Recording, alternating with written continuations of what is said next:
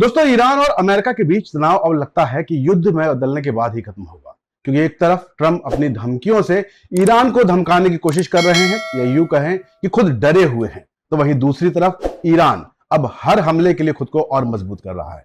Donald Trump के Iran के नए बातचीत प्रस्ताव को खारिज कर दिया डोनाल्ड ट्रंप ने और कहा है कि वो उसकी शर्तों से संतुष्ट नहीं है। वहीं ईरान की साफ वार्निंग है कि बातचीत के लिए ट्रंप को अपना धमकी भरा रवैया छोड़ना पड़ेगा। अमेरिकी राष्ट्रपति डोनाल्ड ट्रंप ने ईरान के परमाणु कार्यक्रम और वहां की लीडरशिप पर एक तीखा हमला किया। ट्रंप ने चेतावनी भरे लहजे में कहा कि वो ईरान को किसी भी कीमत पर परमाणु हथियार हासिल नहीं करने देंगे, क्योंकि ये पूरी दुनिया के लिए एक बड़ा खतरा है।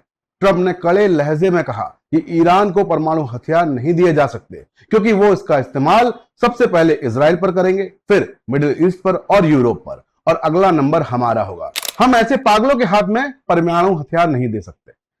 ट्रंप ने दावा किया कि अमेरिका ने मिडिल ईस्ट को एक बड़े परमाणु खतरे से बचाया है। उन्होंने यह भी बताया कि ईरान युद्ध द्वारा भेजे गए युद्ध विराम प्रस्ताव को एक बार फिर से ठुकरा दिया गया है। इससे पहले 26 और 27 अप्रैल को भी ईरान प्रस्ताव भेज चुका था, जिसे अमेरिका ने नहीं स्वीकारा था। ट्रंप ने फ्लोरिडा में एक कार्यक्रम में संबोधित करते हुए कहा कि अगर हम ऐसा नहीं करते तो उनके पास परमाणु हथियार होता और इजराइल, मिडिल ईस्ट और यूरोप तबाह हो सकते थे।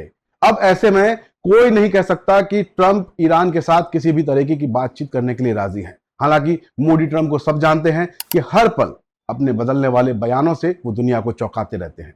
यही वजह है कि इस बार तो ईरान की लीडरशिप को उन्होंने दुष्ट तक कह दिया। ट्रंप ने कहा कि वहां कोई वास्तविक लीडर है ही नहीं। उन्होंने आरोप लगाया कि ईरानी सरकार ने 2 सप्ताह के अंदर 42,000 प्रदर्शनकारियों की जान ली है। वहीं ईरान की सेना ने भी साफ साफ चेतावनी दी है। उनका कहना है कि अमेरिका इजराइल के साथ युद्ध दोबारा शुरू हो सकता है। ईरानी सेना के डिप्टी अधिकारी मोहम्मद जाफर असादी ने कहा कि अमेरिका किसी भी समझौते का सही तरीके से पालन नहीं कर रहा। असादी ने आरोप लगाया कि अमेरिका अधिकारियों के बयान सिर्फ जितने हैं वो दिखावे के लिए है। उनका कहना है कि अमेरिका मीडिया के जरिए यह दिखाना चाहता है कि सब कुछ ठीक है, ताकि तेल की कीमतें नीचे ना जाएं और वो खुद इस स्थिति में निकल सके। उन्होंने साफ कहा कि ईरान की सेना पूरी तरह से तैयार है। अगर कोई हमला होता है तो उसका जवाब कड़ा दिया जाएगा। तो दोस्तों, यह बवाल 28 फरवरी को अमेरिका और इजराइल द्वारा ईरान पर किए गए हमलों के साथ शुरू हुआ था। इस जंग के बाद होर्मुज स्ट्रेट बंद होने से वैश्विक ऊर्जा बाजारों को भारी संकट का सामना करना पड़ा और वैश्विक तेल बाजार में हाहाकार मच गया, क्योंकि होर्मुज दुनिया के लगभग 20% तेल और गैस आपूर्ति का मार्ग है। ये तो हम सभी जानते ही हैं। 8 अप्रैल को इस जंग को लेकर सीजफायर तो जरूर हुआ, लेकिन तनाव अभी भी बना हुआ है, लगातार बढ़ भी रहा है। कच्चे तेल की कीमतें भी आसमान छू रही हैं। $100 प्रति बैरल को पार कर चुकी है, $125 प्रति बैरल पहुंच चुकी है, जो बीते 4 साल के उच्चतम स्तर पर है। इसकी वजह से वैश्विक अर्थव्यवस्था पर मंदी का खतरा मंडरा रहा है।